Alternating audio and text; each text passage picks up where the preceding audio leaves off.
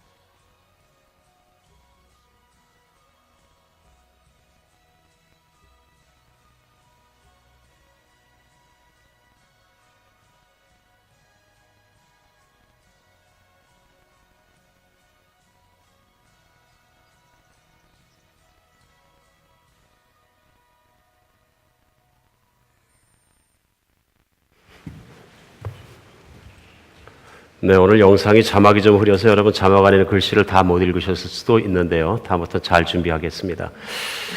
오늘 보신 영상 이렇게 보시면서 우리 자녀를 가지신 분들 생각 많이 하셔야 됩니다. 왜냐하면 정말로 세계 경제 경쟁력 5위인 나라 독일 교육의 얘기입니다.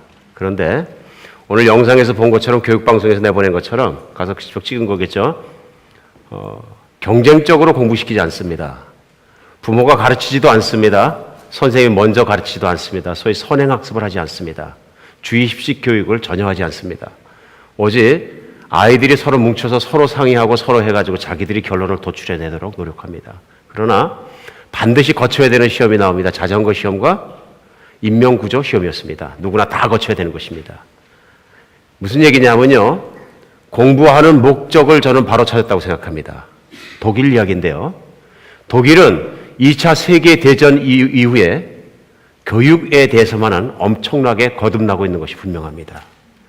그들은 무지하게 아팠던 과거를 그냥 과거로 치부하지 않고 그것이 교육이 잘못됐다는 것을 발견한 국민입니다.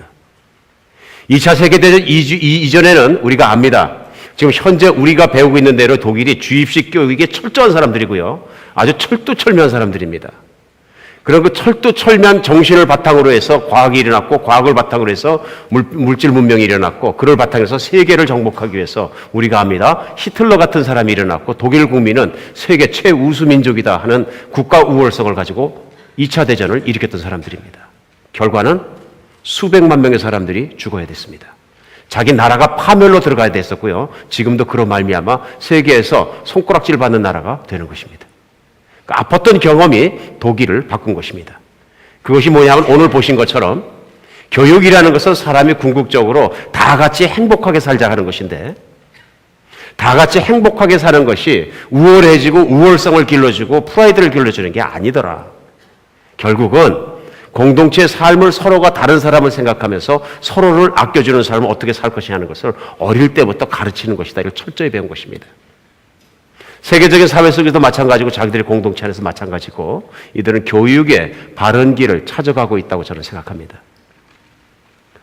가정의 달입니다. 우리 가정을 생각해야 되는 시간이고요. 특별히 이번 첫 주간은 우리 자녀들을 좀 생각해야 하는 시간입니다. 지금 이 시간도 한국의 5월 5일 어린이날이 되면 대공을 가는 것이 아니고 학원을 가고 공부하느라고 하루에 10시간, 15시간씩 공부에 시달리는 아이들이 한국에 있는 아이들입니다. 세계 최고의 무엇이 되기 위해 세계에서 냉장고를 가장 잘 팔고 수평 TV를 가장 잘 팔고 전화기를 가장 잘 팔고 무슨 운동을 가장 잘하고 세계 최고의 것이 되기 위해서 뛰어가는 국민들이 사는 곳 한국입니다. 저는 정말로 걱정합니다. 떠나온 조국을 볼 때마다 가슴이 찢어지듯이 아픕니다. 어떻게 해서 누가 이렇게 만들어 대한민국이 교육과 문화의 최고 후진국 야만족의 나라가 됐는지 저는 스스로 떠나온 조국을 교육에 대해서만큼은 야만족의 나라라고 생각합니다. 경쟁을 키운다는 것은 야만인들이나 하는 짓입니다. 동물도 자기를 위해서 자기만의 힘을 키우는 것은 다 합니다. 그런데 그것을 부추기는 것 자체는 지식인들이 할 일은 아닌 것입니다. 그럼에도 불구하고 한국에 있는 최고 지식인들이 만들어 나라가 이 모양 이 꼴이 됐기 때문에 우리는 대한민국의 미래가 망해가는 것을 볼 수 있습니다. 세계 최고를 위해서 달고 때리면 언젠가 한 번은 잠깐 피었다 지는 꽃으로 피어낼 수 있을 것입니다. 그러나 세계 모든 사람들의 손가락질을 또 받을 것입니다. 자기밖에 모르는 민족, 돈밖에 모르는 민족, 상종할 수 없는 민족, 이기적인 민족, 세상에서 제일 저질 민족, 분명히 손가락질을 받을 것입니다. 독일은 벌써 1945년 이전에 그것을 체험한 것입니다. 그것이 아니더라는 것입니다. 인류의 역사를 보면 금방 배울 수 있는 것을 우리는 역사 50년도 돌아보지 못하고 정말로 험악한 터널 같은 그런 자기 우월주의에 빠진 것에 들어가고 있는 것입니다. 민족주의를 제가 나무라지는 않습니다만은 한민족의 우수성을 얘기할 때마다 제가 소름이 쫙쫙 끼칩니다. 한민족의 우수성을 얘기하는 사람만큼 그렇게 교만한 게 어디 있어요? 하나님은 모든 민족을 만드셨습니다. 잘 섬기는 민족이 우수한 민족입니다. 자기 잘났다고 뛰어가는 민족은 잠시 꽃이 폈다가 죽고 금방 없어지고 세상에서 정말로 모멸받는 민족으로 사라지고 없어졌다는 것이 인류 역사가 증명하는 사실인 것입니다. 오늘은 우리가 한번 이런 모든 인류의 역사 모든 큰 틀에서 보면서 아이들 자녀들에 대한 교육에 대해서 한번 다시 생각해보는 시간 되었으면 참 좋겠습니다. 어린이날에 대해서 물론 어린이날에 밥 사주고 놀러 가고 좋은 데 가는 거 중요한 일이지만 그보다 더 중요한 일이 있습니다. 어린이날에 우리 자녀들이 바른 교사와 바른 교육을 배울 수 있는 기회를 회복받아야 합니다. 우리 아이들은 그걸 받을 자격이 있고요. 이 세상에 하나님의 자녀로 태어난 이상 그러한 자유함과 그러한 놀라운 이 세상을 행복하게 살아갈 수 있는 것을 발견해야 되는 것입니다. 유치원 이전부터 학원 다니라고 정신이 없고요. 영어 잘하고 혀 밑바닥에 수술해가지고 혀 잘라내고요. 나 도대체 뭐 하는 짓인지 모르겠어요. 생긴 대로 크게 놔두세요. 생긴 하나님 만드신 대로 자라나게. 초등학교 들어가면 벌써 방과 공부 시작하고요. 중학교, 고등학교는 일 말할 필요도 없고요. 전쟁터예요, 전쟁터. 그 아이들이 거기서 무엇을 배우겠습니까? 차라리 시골에 살면서 어릴 적 저는 돈이 없어서 그렇지 장난감이 없어도 산으로 둘러 뛰어다니면서 놀았던 그 시절이 그립습니다. 오늘 우리가 정말로 생각해 볼 것이 있습니다. 어떻게 하는 것이 교육을 잘하는 것인가? 여러분, 어떻게 하는 게 돼가지고 애들을 잘 키우는 것입니까? 우리 이민 왔습니다. 애들 잘 키우려고요. 수많은 사람들, 제가 볼 때는 저희 교회에 앉아 계신 우리 사랑하는 형제 자매들 절반 이상은 아이 잘 키우기 위해서 미국 왔습니다. 여러분, 어떻게 하는 게 자녀를 잘 키우는 것입니까? 신앙생활을 어떻게 하면 자녀들 신앙생활 잘하게 하는 것입니까? 유트 패스터 잘하고 좋은 교회 보내면 됩니까? 일리 있는 얘기죠. 그렇지만 그게 다는 아닙니다. 공부 잘하게 하려면 어떻게 하면 됩니까? 좋은 학교 보내면 됩니까? 그러면 좋은 교회 보내고 좋은 학교 보내면 되겠네요. 우리 모두의 마음속에 그런 마음이 있습니다. 우리 아이만큼은 좋은 교회, 좋은 학교에서 교육받고 싶게 하다. 근데 이 대답은 틀렸습니다. 정말 그냥 틀린 게 아니라 엄청나게 틀렸습니다. 성경적인 관점에서 볼 때는요. 성경적인 관점에서 볼 때는 세상에 있는 사람과 조금 더 다르지 않습니다. 역시 마찬가지로 자녀를 실패하는 교육으로 가고 있는 것입니다. 경쟁적인 마음이 내 마음에서 없어지지 않았습니다. 성경은 뭐라고 말씀하실까요? 성경은 아이를 잘 키우고 잘 교육시키는 것을 어떻게 말씀하실까요? 오늘은 그것이 여러분과 제 가슴 속에 하나의 말씀이 바로 서는 시간 되었으면 좋겠습니다. 오늘 성경은 에베소서 말씀 6장 1절로 4절 짤막한 말씀 가지고 우리 하나님 말씀을 정말 주님의 가이드, 주님께서 교육에 대해서 우리 가슴 속에 찔러 넣어주시는, 못 박아주시는 말씀으로 받았으면 좋겠습니다. 오늘 말씀이 짧아서 제가 읽어드리겠습니다. 에베소서 6장 1절에서 4절까지 말씀입니다. 자녀들아, 주 안에서 너희 부모를 순종하라. 이것이 옳으니라. 내 아버지와 내 어머니를 공경하라. 이것이 약속이 있는 첫 계명이니 이로써 내가 잘되고 땅에서 장수하리라. 또 아비들아, 너희 자녀를 노엽게 하지 말고 오직 주의 교훈과 훈계로서 양육하라. 제가 다시 한번 읽어줄게요. 3절에 보면 뭐라 그러냐면요, 이로써 내가 잘되고 땅에서 장수하리라. 하나님 말씀이에요. 잘된다. 여러분, 자녀가 잘되기 원하시죠? 원하십니까? 아멘 안 하시면 문제가 많아. 최소한 내 자녀가 잘되는 거 바라는 건 진짜 간절히 바라야 돼. 죽도록 바라야 돼. 정말 무슨 일이 있어도 자녀는 잘 돼야 돼. 맞습니까? 부모의 마음이라는 건 내 살을 찢는 한이 있어도 자녀는 잘 돼야 돼. 제 마음은 그렇습니다. 그런데 이로써 내 자녀가 잘 되고 땅에서 장수하는 길이 뭐라고 하시냐면 1절에 보면 주 안에서 너희 부모를 순종하라 그러셨어요. 똑같은 말씀이죠. 반복해서 2절에 보면 내 아버지와 내 어머니를 공경하라 그러셨어요. 그리고 이것은 약속이 있는 첫 계명이다 말씀하셨어요. 우리 10계명을 보면 1계명에서 4계명까지는 하나님과 나의 관계 사이입니다. 그렇죠? 그래서 하나님께서 하나님 외에 다른 우상을 만들지 마라. 하나님의 정말 이름을 욕되이 하지 말라. 안식일을 지키라. 나 외엔 다른 신이 없느니라. 1, 2, 3, 4계명 딱 하고 나면은 그 다음에 5계명이 시작되는데 5계명이 뭐예요? 사람과 사람 사이 관계의 얘기입니다. 제일 먼저 내 부모를 공경하라. 그런데 1계명에서 4계명까지는 하시면서 약속이 안 붙어 있는데요. 5계명은 약속이 붙어 있습니다. 내가 내 부모를 공경하면 내가 잘 되고 이 땅에서 장수하리라. 복이 들어있는 거예요. 그러면 하나님께서 10계명을 주시고 거기다 복을 붙여주시고 모든 거 하셨는데 자녀들을 어떻게 키우면 된다는 얘기예요? 부모를 공경하도록 순종하도록 키우면 교육이 성공했다는 얘기입니다. 너무 간단하죠? 성경에는 내 자녀를 잘 키우기 위해서 교회가 잘해라는 내용을 찾으려고 그냥 팍팍 뒤졌어요. 신약의 교회가 있잖아요. 그죠? 찾을게요? 못 찾을게요? 못 찾았어요. 그럼 하나님께서 영적 자녀를 잘 키우라고, 자녀 양육 잘하라고 교회는 썬데이 스쿨을 두고 뭐 착착착 해서 그렇게 하셨을 텐데 한마디도 없으세요. 지금 신약 성경 얘기하는 겁니다. 에베소서에서 이 말씀하시고 자녀를 잘 키우는데 한 가지예요. 내 부모를 순종하고 공경하게 키워라. 그렇지, 곰곰이 생각해 봤습니다. 왜 하나님은 그렇게 중요한 차세대의 문제, 자녀교육 문제에 있어서는 이렇게 심플하게 한 단어로, 한 줄로 딱 찍어버렸을까? 생각하고 생각해 보니까 이 말씀이 맞는 거예요.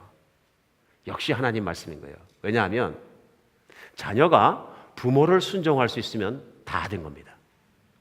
무슨 얘기냐면요, 부모를 순종할 수 있다는 얘기는 하나님을 순종할 수 있다는 얘기고요, 모든 권위에 대해서 순종할 수 있다는 얘기입니다. 그러면서 오늘 본문 말씀 볼 때는요, 자녀 교육은 가정에서 이루어져야 합니다. 자녀 교육은 무조건 가정에서 이루어져야 됩니다.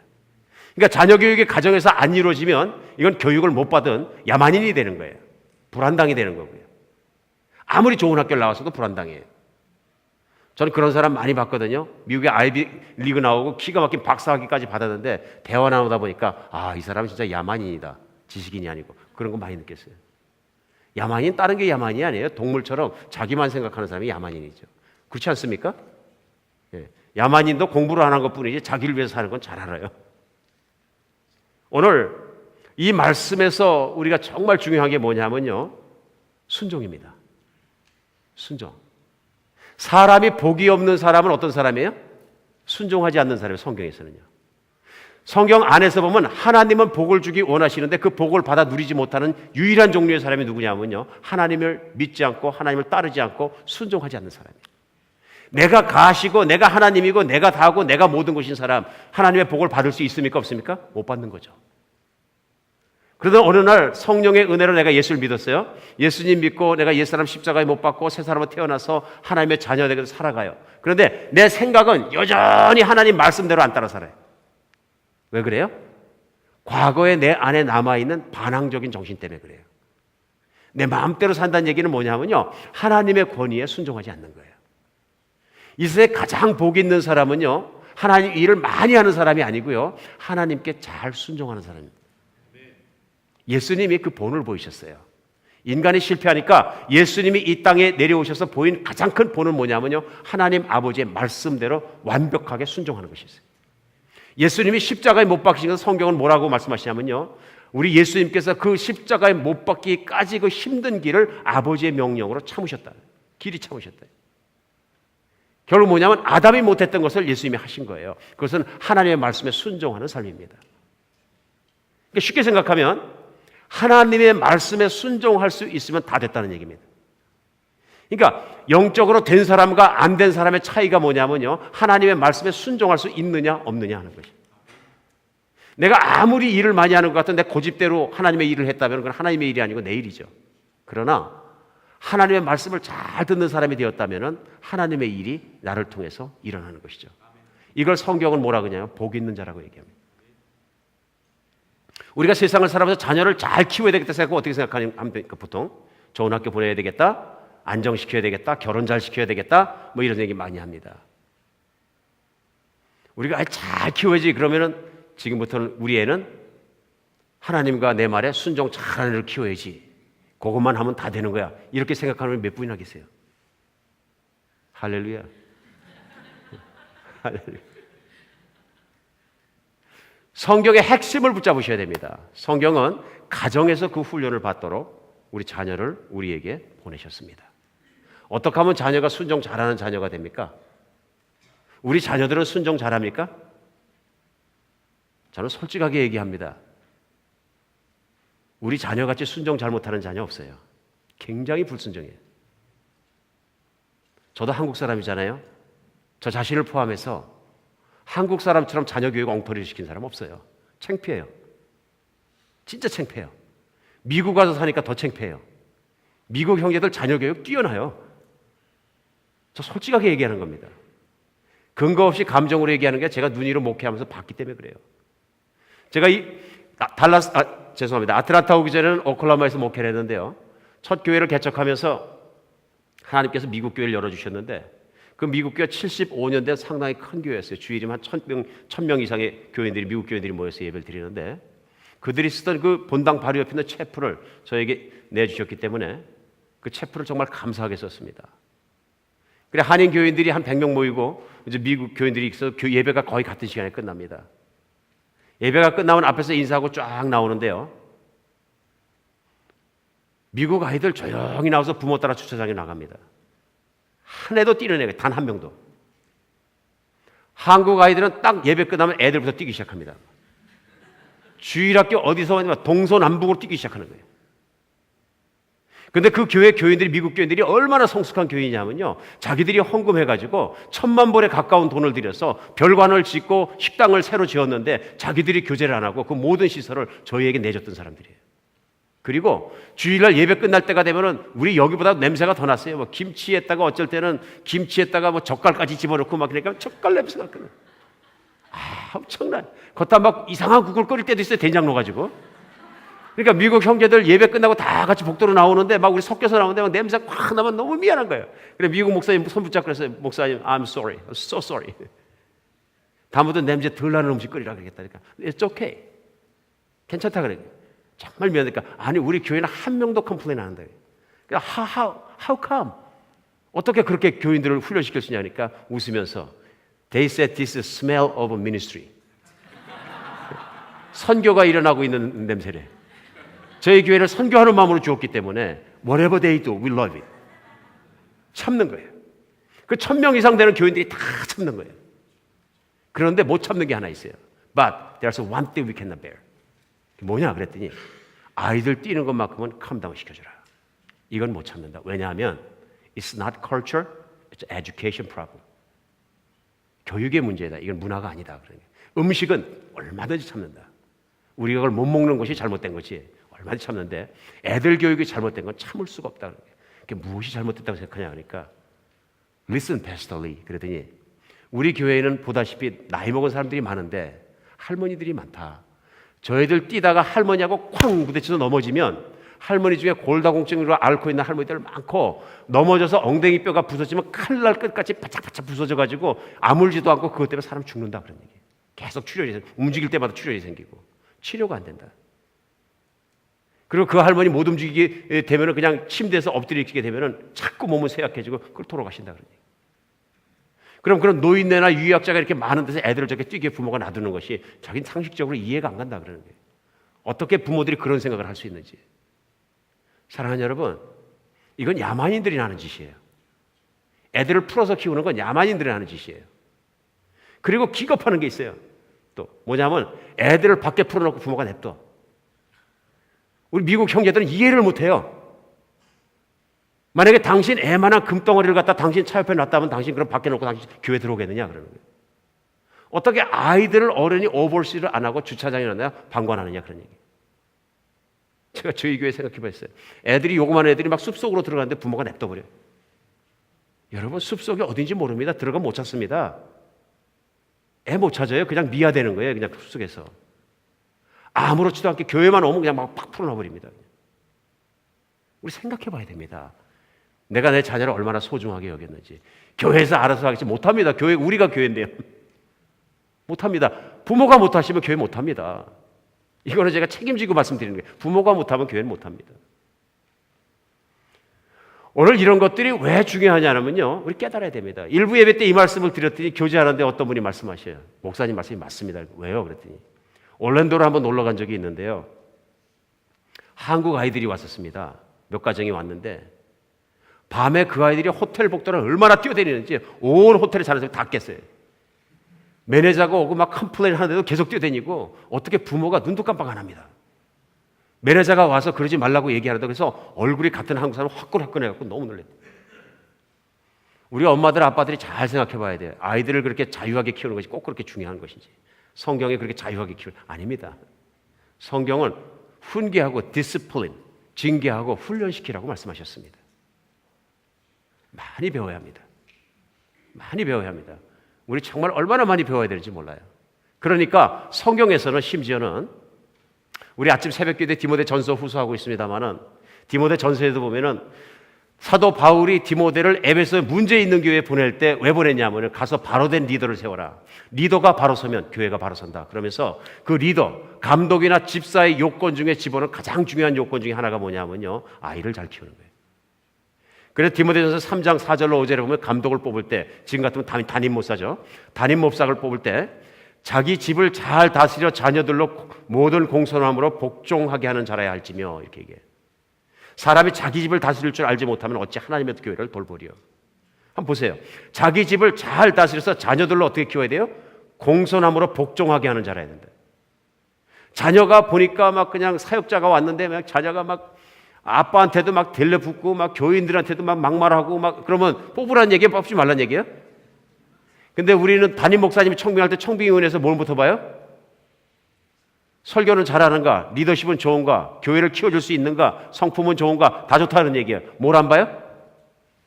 자식은 잘 키웠는가? 근데 제일 빨리 볼 수 있는 게 뭡니까? 자식을 잘 키울 수 있는가? 여러분이 그걸 안 봤기 때문에 제가 교회에 들어왔지만 그 어쩔 땐 참 감사해요. 제가 자식 얘기 나오면 저도 좀 자신이 없어져요. 진짜 자신이 없어져요. 그래서 죽어도 소원은 뭐냐면 다시 태어나면 내가 정말로 일찍 예수를 믿어서 애들이 태어나기 전부터 기도해서 키우고 태어날 때부터 기도해서 키우고 말씀으로 키우고 그렇게 한번 키워보고 싶어요. 제가 전반부에 그렇게 못한 부분이 있거든요. 그런다고 해서 우리 아이들이 뭐 삐지고 막 그런 건 아닌데 잘못 나오고 그런 건 아닌데 그래도 항상 자식을 볼 때마다 아쉬움이 남아요. 잘할걸. 대학들이 들어가기 전에 잘할걸. 매일매일 말씀으로 깊숙이 팔걸. 막 그냥 한숨이 나는 거예요. 제가 목사님 중에 제 가슴 속으로 말 못하고 가장 존경하는 목사님 한 분 계십니다. 이분은 유명한 분도 아니고 사역을 크게 한 분도 아니고 아주 평범한 목사입니다. 제가 소위 영적 거장이라는 큰 목회하는 목사님들도 만나고 다 만나보지만 그런 분들에게서 못 본 것을 본 목사님이 한 분 계십니다. 제가 달라스에서 신학 공부하고 있을 때 목사님 한 분 만났는데요. 한국에서 금방 오신 목사님이에요. 근데 금방 오셔가지고 뭐 아무것도 미국 물정을 모르니까 저를 붙잡고 미국 물정을 배우시는 거예요. 제가 좀 일찍 왔으니까. 매번 도와달라 그러고 기도해달라 그러고 부탁하고 사정하고 영주권도 없고 힘들다. 그리고 교회에서 사역할 것도 없어서 세탁소에서 프론트 카운트에서 일을 하셨는데요. 나이가 동갑이에요. 얘기하다 보니까 저하고 어릴 때 같은 종류의 고생을 하셨고 그러다 보니까 이제 서로 그냥 친구가 돼가지고 어려운 얘기를 다 속을 나누고 살았는데 이 친구 목사님에서 제가 깊은 걸 배웠어요. 한국에서 목회 어떻게 하셨습니까? 그러니까 뭐라고 그러시냐면은 교회가 크지 않았고요. 20년간 한 교회에서만 목회를 했는데 제가 그게 부목회자 하다가 10년간 부목회 하자고 10년간 담임 목사했습니다. 안신년 끝나고 교회를 물려드리고 나왔습니다. 교회는 100명에서 시작했는데 150명으로 끝났으니까 맨날 그 쌓여집니다. 제자 훈련 열심히 한다고 했는데 저도 그렇게 많이 변한 것 같지 않고 우리 성도도 그렇게 많이 변하지는 못했습니다. 그러나 말씀대로 살려고 다 노력은 합니다. 그리고 이제는 정말 미국에서 한번 살아보고 싶어서 그냥 왔습니다. 그래서 요즘 그럼 어떻게 사시려고 그랬더니 세탁소에서 일하고 있는데 세탁소 일하다 보니까 야, 내 성도들이 이렇게 살았구나 하는 걸 자기가 느껴보니까 그것도 또 진국입니다. 그 맛이 있습니다. 기뻐하시는 거예요. 제가 무슨 일로 달라스에서 뉴욕까지 차를 타고 갈 일이 있었는데요. 굉장히 긴 길입니다. 제가 뉴욕을 갔다 와야 되겠습니다. 그래서 저는 뉴욕 한 번도 못 가봤는데 목사님 나 좀 데려가세요. 그러는 거예요. 차 가니까 가세요. 같이 갔죠. 그 차를 타고 가다가 제가 그 분을 보았습니다. 가다가 한 5시간 운전하고 나면 휴게소에 잠깐 쉬는데요. 레스트에어를 쉬는데 여기서 급하지 않으니까 쉬다 가자는 거예요. 밥을 준비하시는데 언제 준비하고 오셨는지 버너에다 불을 피셔가지고 라면을 끓이고요. 라면을 먹고 났더니 또 밥을 뜨거운 물에 데워가지고 걷다 국물에다 쏟아서 또 말아서 먹으라 그러는 거예요. 제가 그거 좋아하거든요. 얼큰한 국물에다 밥을 말아주니까 운전하고 나서 보니까 진짜 좋은 거예요. 햄버거밖에 모르는데 여행할 때는. 그러더니 또 가루커피 타가지고 이제 이거를 탁 먹자고 거예요. 그래서 앉아서 먹으면서 다른 미국 형제들이 지나가면서 다 쳐다보니까 뭐 하나 해가지고 남자 둘이 앉아서 그랬으니까 얼마나 오해를 했을 거예요. 좀 부끄럽게도 귀가 화끈화끈 하긴 하는데 그래도 그렇게 해주시니까 너무 감사해가지고 이렇게 먹으면서 야 이게 정말 그 그리스도의 그 사랑이라는 것이구나. 제가 그 섬김의 사랑을 먹고 나니까 역시 한국 사람의 배는 한국 음식을 먹어야 돼. 여행이 피곤하지가 않은 거예요. 그냥 여행 내내 옆에서 그렇게 섬기시는 거예요. 그냥 그 뉴욕 가서 부흥회 할 때도 그냥 옆에 다 탁 앉아 계시고 목사님이신데 그렇게 겸손하게 섬기시는 거예요. 문제는 제가 달라스로 다시 돌아와서 집에서 저녁을 한번 내시겠다고 그래서 갔습니다. 갔는데 그 사모님은 세탁소에서 늦게까지 일하시기 때문에 밥을 못 하셔요. 가니까 상을 진짜 아름답게 차렸어요. 데코레이션도 하고. 이걸 누가 다 했나 이렇게. 그럼 목사님이 하셨어? 그랬더니 웃으면서 아니라 그래요. 우리 딸이 둘이 했다. 딸 둘이 나오는데 중고등학생인데 둘이 이쁘게 생긴 딸들이 나오는 거예요. 상과 음식을 얼마나 맛있게 하고서 얼마나 친절하고 아이들이 말도 잘 듣고 그렇게 해놨는지 감동 먹었어요. 제가 완전 진짜 감동 먹었어요. 그래서 그 목사님 보고 식사하면서 물어봤어요. 목사님, 애들을 어떻게 이렇게 잘 키우셨어요? 그랬더니 목사님, 저는 평생에 소원이 한 게 있습니다. 하나님이 나한테 딸 둘을 주셨는데 가장 중요한 보배를 생각합니다. 그리고 소원은 이 아이들 시집가기 전까지 창세기에서 요한계시록까지 내가 한 권 총 강해를 4번 정도 강해를 해가지고 애들 시집 보냈으면 좋겠습니다. 제가 아이들에게 줄 수 있는 유일한 선물입니다. 하나님이 내게 말씀을 주셨고 깨달음을 주셨고 목사를 시키셨기 때문에 이 아이들에게 그런 특권을 주고 싶습니다. 하나님 앞에 말씀 속에 살아간 특권, 강해를 깊이 들을 수 있는 특권을 제가 주고 싶습니다. 그래서 지금 3번이 끝났는데 마지막 한 번이 남았는데 얘들 요즘 공부하느라고 바빠서 열심히 하고 있는데 시집가기 전까지 4번을 맞춰야 됩니다.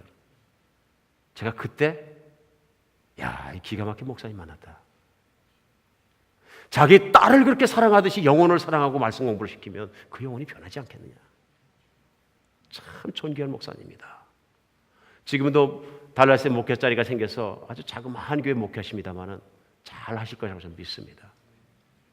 사랑하는 여러분, 하나님은 자녀 교육을 가정해 주셨습니다. 하나님은 자녀 교육을 어머니, 아버지에게 주시고 자녀로 하여금 아버지가 하나님께 순종하는 것처럼 아버지가 하나님께 따르는 것처럼 아버지처럼 어머니처럼 그렇게 순종하도록 자녀를 키우도록 주셨습니다. 아버지가 저항적이고 어머니가 반항적이고 다 그러니까 자녀도 말 안 듣는 거예요. 예를 들면 하나님 경배하는 사람은 세상에 있는 권세를 위해서도 기도하기 때문에 대통령을 부를 때 대통령 개 이러지 않습니다. 밥 먹으면서 얘기할 때도 그렇고요. 소위 세상에 있는 수많은 수천만 명 수억의 사람들 이끌어가는 지도자를 향해서 별명을 부르고 막 아무렇게나 얘기하고 욕하고 천하게 하고 그렇게 교만한 말 하지 않습니다. 어떻게 순종하는 사람이 그런 말 하겠어요? 자녀들이 그 모습을 보면 자녀들도 나중에 세상에 살아가면서 권위에 불순종합니다. 세상 나가서도 마찬가지입니다.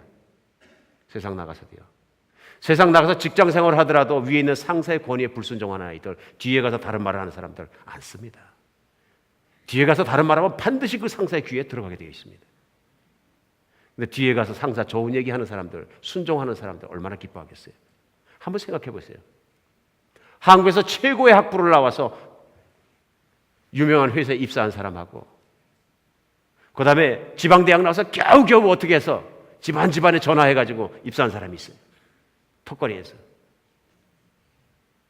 좋은 대학교 나온 사람은 자기 상사는 나쁜 대학 나왔다 그런 얘기예요. 조금 이름이 없는 대학 나왔다. 그러니까 좀 세월이 지나가니까 상사의 말을 막 듣지 않고 비양거리고 뒤에 가서 욕하고 그 상사가 누구 좋아하겠습니까? 턱걸이하고 들어와가지고 있는 힘 다해서 상사가 한마디 하면 목숨 바쳐 일하는 그 부하를 좋아하지 않겠습니까? 그리고 일하는 순간에도 그 부하를 사랑하니까 그 부하가 훨씬 더 행복하게 살지 않겠습니까? 사랑하는 여러분, 우리 자녀에게 온전한 순종만 가르쳐도 나머지는 하나님이 그를 복주시고 정말 이 인생을 끌어가신 줄 믿으시기 바랍니다. 내가 겸손함과 순종만 자녀에게 잘 가르쳐놔도 나머지는 하나님이 하십니다. 그런데 아무리 좋은 학교, 아무리 좋은 교회, 아무리 좋은 틀, 아무리 좋은 옷, 아무리 좋은 차를 태워도 그 아이가 하나님께 불순종하면 하나님의 블레싱이 막혀버리는 것입니다. 생각해 보시기 바랍니다. 나는 내 가정의 가장 중요한 아이를 가르치는 것이라고 생각했는가? 아니면 학교만 보내고 점수만 A 맞으면 최고라고 생각한 건 아닌가? 그리고 A 맞기 위해서 온 생명을 바치고 내가 뛰고 있는 건 아닌가? 여러분, C 맞아도 괜찮고 D 맞아도 괜찮습니다. 착하게 키우시기 바랍니다. 하나님께 순종하게 키우시기 바랍니다. 세상에 그 A 맞아서 아이비리그 나오고 유명해졌는데 야만인 같은 사람 보면요 속에서요 물이 막 올라와요. 진짜입니다. 괴물을 만들어요. 괴물. 우리 가정에서 아이들이 분명히 달라져야 합니다. 자녀 교육을 위한 교과서는 성경입니다. 두 번째 알아야 될 것입니다. 오늘 첫 번째는요, 이 땅에서 내 자녀가 잘 되고 장수를 누리게 하기 위해서는 부모에게 순종하는 자, 하나님께 순종하는 자, 모든 권위에 순종하는 자로 키워내셔야 되고요. 두 번째는 자녀 교육을 시킬 때 교과서는 성경으로 시키셔야 됩니다. 4절 보세요. 4절 보면 에베소 6장 4절이에요. 또 아비들아 너희 자녀를 너희 없게 하지 말고 오직 주의 교훈과 훈계로 양육하라. 뭐로 양육하라고요? 주의 교훈과 훈계로. 이게 뭐예요? 성경 말씀입니다. 권위에 순복하도록 가르치고요. 두 번째는 성경 말씀으로 가르치셔야 돼요. 왜 성경 말씀으로 가르쳐야 되냐면요, 바나 리서치 그룹이라는 통계를 만들어내는 크리스천 그룹에서 조사를 했는데요, 미국에 있는 소위 예수를 믿는다고 고백하는 청소년 중에 10%만이 성경적인 세계관을 가지고 있습니다. 성경적인 세계관이라는 건 뭐냐면요, 성경이 말씀하시는 대로 모든 것을 볼 수 있는, 이해할 수 있는, 논리할 수 있는 능력을 얘기해요. 보통은 성경으로 말씀을 가르치자면 어떻게 되냐면요, 교회를 다니면서도 세속적인 세계관을 가지고 있습니다. 물질주의적인 세계관을 가지고 있든지 아니면 다른 세계관을 가지고 있습니다. 그 세계관이 왜 그렇게 중요하냐면요, 그 세계관, 자기 이론의 틀을 통해서 모든 걸 판단하기 때문에. 이것이 내가 살고 죽을 만한 일이냐, 이것이 옳은 일이냐 틀린 일이냐, 그렇죠? 이게 또 도덕적으로 맞느냐 틀리느냐, 이런 모든 결정을 할 때 이 세계관을 통해서 결정하는 것입니다. 심지어는 이게 좋은 일이냐 나쁜 일이냐 뿐이 아니라 이것이 가치 있는 일이냐 가치 없는 일이냐. 세상에서 유명한 사람이 되는 것, 영향력 있는 사람이 큰 사람이 되는 것, 하나님 뭐라 그러세요? 작은 일이라고 그러시면 작은 일. 하나님 말씀을 잘 듣고 오늘 내가 순종하고 사는 건 큰 일이라고 그러시거든요. 그러니까 세상에서 보이는 것만 중요한 사람으로 그 스펙만 만들려고 제가 스펙을 쫙 만들어주면 이 아이가 어떻게 되냐면 보이는 것을 가장 가치 있는 것을 생각합니다.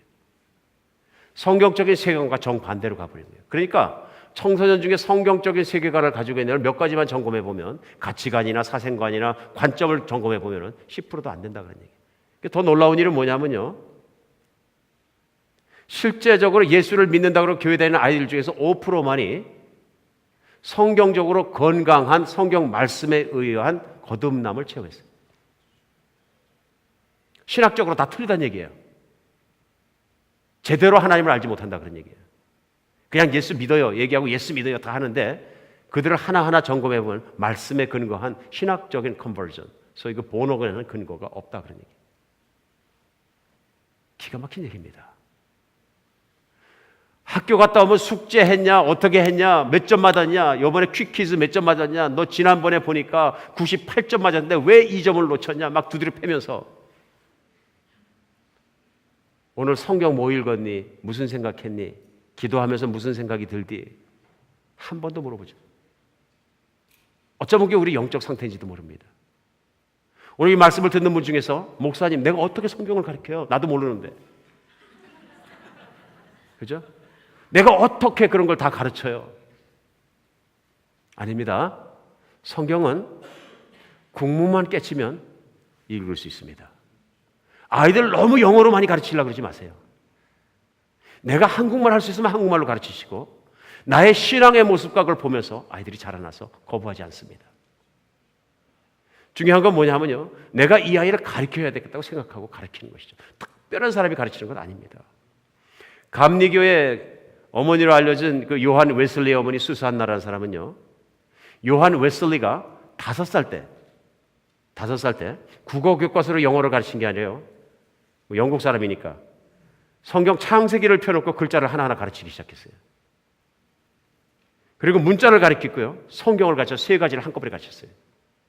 근데 그 수산나 자매님에게 자녀가 몇 명이었어요? 17명 있었어요. 근데 17명 사나 제한 없이 나니까 7명 나는 자녀를 하나하나 다 키우면서 저녁마다 한 명씩 데리고 성경 공부를 했다는 거예요. 그러니까 키운 아이 중에 요한 웨슬리와 그 형제 찰스 웨슬리는 찬양을 좋아해서 찬양을 만드는 사람이고, 요한 웨슬리는 말씀을 선포하는 목회자고요. 온 영국을 뒤집고 유럽을 뒤집어 엎었어요. 유럽에서 종교개혁이 일어날 때는 막 피를 흘리고 난리가 났었는데 영국의 종교개혁은 반대로 조용히 이루어졌어요. 왜요? 말씀을 중요시해서 사람들의 생각과 믿음을 변화시켰던 요한 웨슬리 같은 거장이 있었기 때문에 그렇습니다. 수산나가 무슨 신학대학을 나왔거나 그 당시에 영국의 형편으로 봤을 때 엄청난 공부를 했다는 기록이 아무것도 없습니다. 평생 한 거라고는 아이 17명 낳아서 열심히 키운 것밖에 없습니다. 오늘날 감리교단에서만 그런 게 아니고 크리스천이라면 요한 웨슬리 엄마 수산나를 모르는 사람이 없을 정도로 다 합니다. 하나님의 말씀대로 순종하는 아이들 성경으로 공부시켰더니 사람이 달라지더라고요. 아브라함 링컨도 마찬가지입니다. 미국에서 노예를 해방하고 정말 대통령 중에서 존경받아야 마땅한 지금도 워싱턴 DC 가면 아브라함 링컨 동상 이렇게 딱 있잖아요. 모든 미국인과 세계인들이 존경하잖아요. 그냥 대통령이 아니고 자기 야욕으로 대통령이 되고 싶어서 은큼한 마음에 대통령 된 사람이 아니고 하나님의 쓰임받은 사람을 다 믿습니다. 안 믿는 사람도 믿습니다. 근데 그 링컨이 어릴 때 너무너무 가난하고 우리가 다 압니다. 어머니 아버지가 다 노동자 출신이고요. 그나마 어머니는 성경을 열심히 가르치다가 일찍 돌아가셨습니다. 그러니까 돌아가시면서 부탁한 말씀이 뭐냐면 네 아버지와 내 누나 말 잘 들어라. 그리고 성경에 있는 말씀을 꼭 들어라. 어머니 돌아가시면서 새엄마가 들어왔습니다. 새엄마가 하나님 사람이 들어왔어요. 다른 건 몰라도 링컨을 데리고 앉았고 어릴 때부터 성경 말씀을 가르친 거예요. 다른 건 몰라도 평생 성경에 있는 하나님 말씀을 따라 살아라. 그럼 내 인생이 망하지 않을 것이다. 이렇게 훌륭한 어머니 밑에 켰기 때문에 노예를 해방시켜야 되겠다는 생각을 가질 수 있는 거예요. 하나님 만드신 인간의 가치로 볼 수 있는 건 성경적으로 훈련 어릴 때 봤던 그 가치관을 보는 사람만이 보이는 것입니다. 그 당시 세상은 전부 노예를 쓰는 세상이었고요. 노예가 돈인 세상이었습니다. 그 모든 돈을 내려놓고 전쟁을 하고 피를 흘리더라도 그 권리를 찾아주는 데는 또렷한 가치관과 사생관을 가질 수 있는 건 성경에서 나오는 것입니다. 그래서 링컨의 전기를 쓴 작가가 그런 얘기를 했어요. 링컨이 위대한 사람으로 될 만한 조건은 하나님은 한 가지도 주지 않으셨다. 다만 링컨에게 빈곤과 훌륭한 신앙의 어머니를 주셨다. 하나님은 이 세상 살아가면서 세상에서 하는 교육 방식 따라가지 마시기 바랍니다. 세상 풍조를 따라가시지 마시기 바랍니다. 우리 가정 교육할 때마다 자녀 교육할 때마다 제가 계속 외치는 게 그것입니다. 세상의 방법을 따라가지 마시기 바랍니다. 세상의 방식대로 교육 안 시켜도 아이들 망가지지 않습니다. 집에서 어머니 아버지가 홈스쿨링 시켜도 아이들 망가지지 않습니다. 하나님과의 블레싱의 통로만 튀어 있다면 절대로 망하지 않습니다. 오늘 이 시간에 마지막으로 지난번에 한번 말씀 나눈 적이 있는데 영상을 안 보여드렸어요. 미국은 팀 티보 열풍이 있고 한국에도 열풍이 있다 그래요. 근데 그 팀 티보란 젊은이는 필리핀 선교사로 나가 있는 선교사님 자녀로서 태어나서 필리핀에서 학교도 제대로 가지 못하고 집에서 엄마 아빠가 홈스쿨링해서 가르친 학생이에요. 이 학생이 나중에 유명한 풋볼 선수가 되는데 미국과 전 세계를 뒤흔들었어요. 오늘 마지막으로 잠시 그 팀 티보가 어떻게 살아가고 있는지 영상을 한번 같이 보시겠습니다.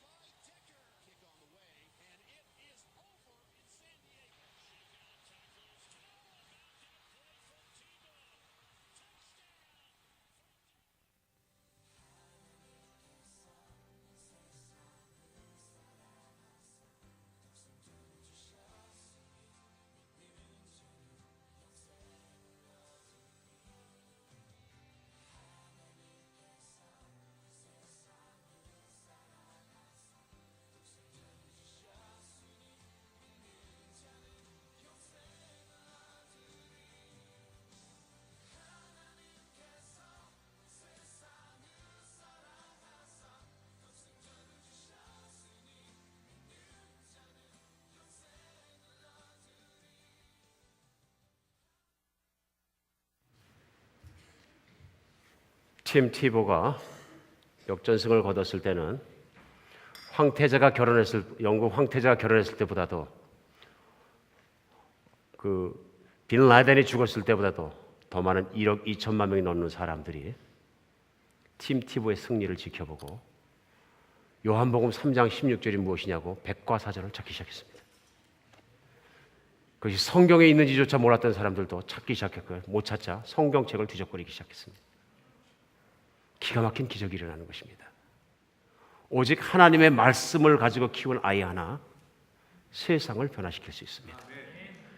오늘 자녀를 가지신 부모들은 집에 가시면 내 자녀의 머리에 손을 쥐고 기도하시기 바랍니다. 너는 하나님께 순종하는 이 시대 위대한 종이 될지어다. 너는 하나님의 말씀에 순종하는 사람이 될지어다. 기도하시기 바랍니다.